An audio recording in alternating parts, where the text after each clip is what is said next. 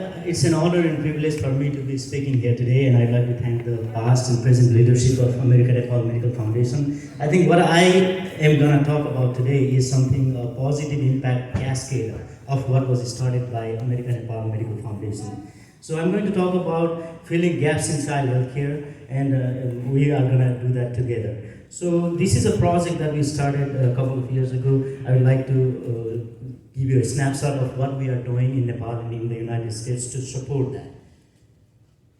So it's interesting that in this modern era, with the access to the media, mass media and social media, we scroll through a lot of problems every day, and 99% of them we ignore.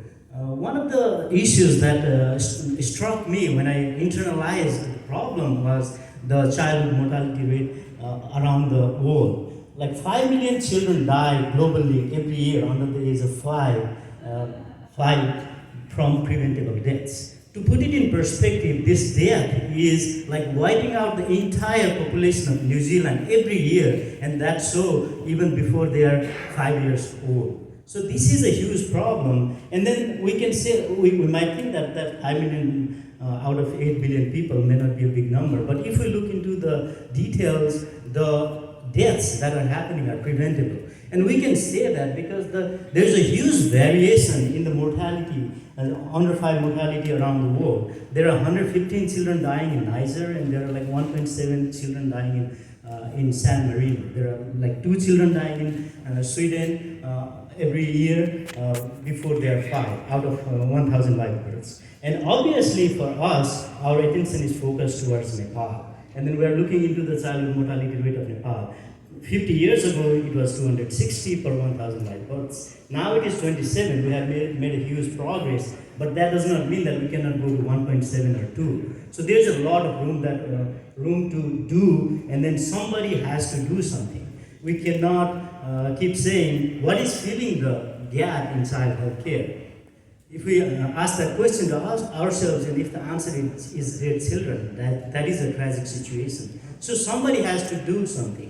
So fortunately for us in Nepal, in 2017, a group of leaders in different aspects of the society came together to establish this institute called Kathmandu Institute of Child Health, with an ambition to provide affordable, accessible, and advanced healthcare to all the children in Nepal, especially to provide that to help with the plateau of the childhood mortality rate, because we have overcome a lot of infectious disease and a lot of preventable things, but there are a lot of room to work in non-communicable diseases, in congenital diseases, and then genetic disease, mental health, and a lot of other aspects that need to improve before we can say we have done a good job. So since the inception, a lot of progress has been made. It was established in 2017.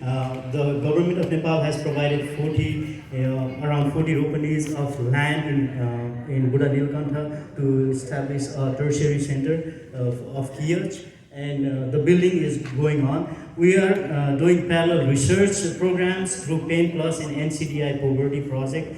Research is ongoing because that is one field that needs to be advanced in Nepal, and KIOCH is doing that. And in Damak, actually, I'm glad that I'm here to share with you today that it has been almost a month that we have started an operation hospital in Damak. And I just got a message that they have seen 909 patients so far in less than a month. It is just an ongoing process that we are building the Damak hospital for operations. And then so far the donations, I'm showing the donations, there is a pledge of 45 crore Nepali rupees, and then we have already received more than 27 crores of the donations that have been pledged. And so the eventual goal is to establish 7 hospitals, one in each province. In the eastern province, in Damak, it is already operational. We are working in Kathmandu in the land preparation and building construction, and then there are talks going on for Pokhara and Nepalganj. So there will be more coming in the future as we shape the projects that are already going on. And now, how are we connected to that? So it's very interesting that it's simple to understand that different keys open different doors. So when I was looking into how we can support the project in Nepal, I went into this rabbit hole of finding out how many organizations are there in the US that are established to support Nepal. For my surprise, I'm not sure if you will be surprised or not, there are at least 700 organizations registered in the IRS that have a name: Nepal, Himal, Buddha, Everest, something like that. So I guess there are more than 1,000 organizations. So why add one more organization in this pool? So that was my question. But after doing some work over the last couple of years, I think we have been able to validate that for the time being.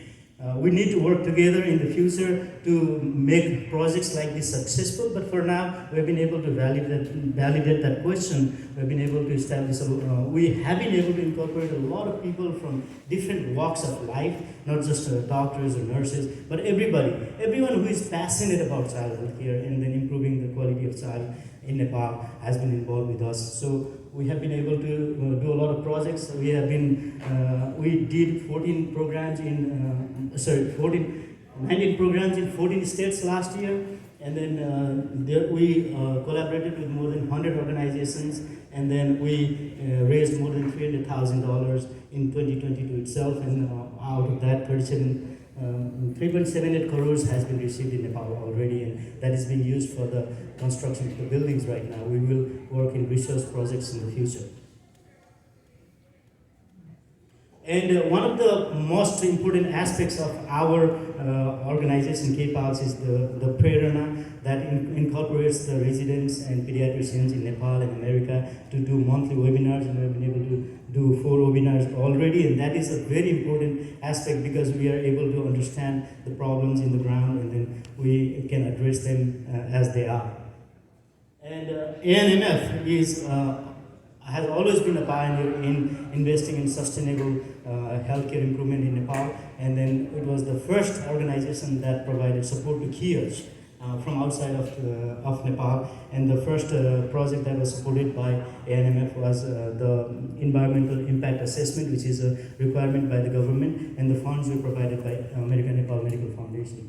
And then I would like to share this video with you.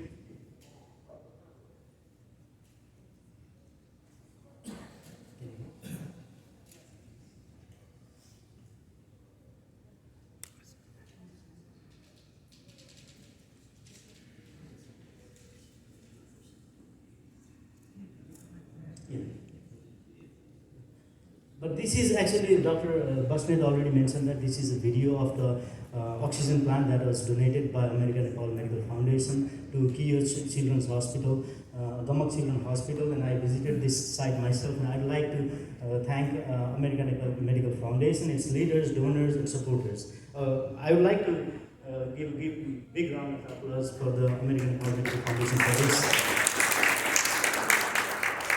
Because this is a sustainable project, and this is how we should invest in Nepal.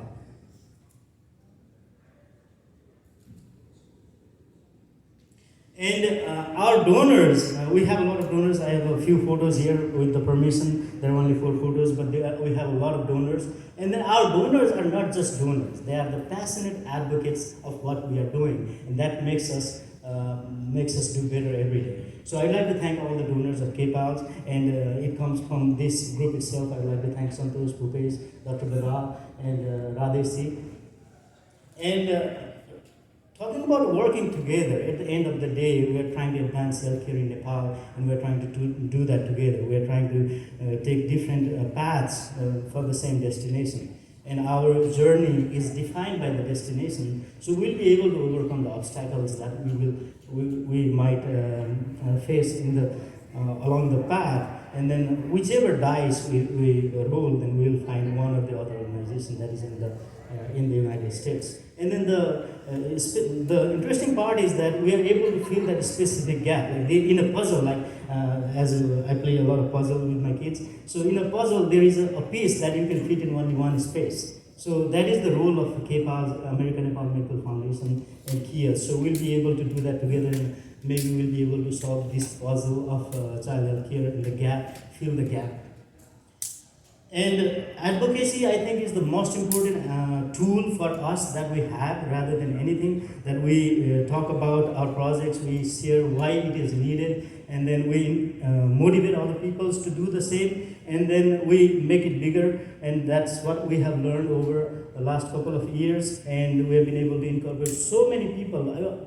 I wish I had 5 hours to talk about this, because I have met so many interesting people during this journey, and then it is so motivating and passionate, and then we'll talk about it more, and I've been able to share that with you on the floor yesterday and today, and I'll continue to do that, and I would like to hear more suggestions from you on how to move forward to help this project.